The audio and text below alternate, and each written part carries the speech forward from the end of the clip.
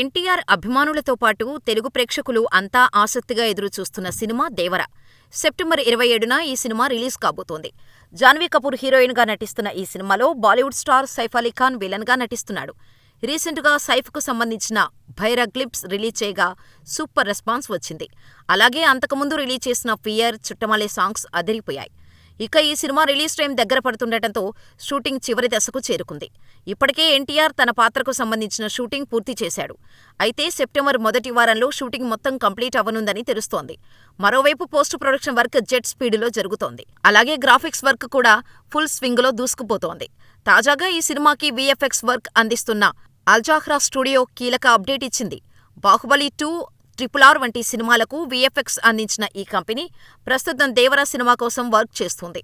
దీంతో ప్రెజెంట్ 'దేవర' సినిమాకు తుది మెరుగులు దిద్దుతున్నట్టుగా ప్రకటించారు. దీంతో 'దేవర' ఫైనల్ టచ్ ఇచ్చినట్టే. ఇక ప్రమోషన్స్ స్టార్ట్ చేయడమే మిగిలింది. త్వరలోనే థర్డ్ సాంగ్ రిలీజ్కు ప్లాన్ చేస్తున్నారు.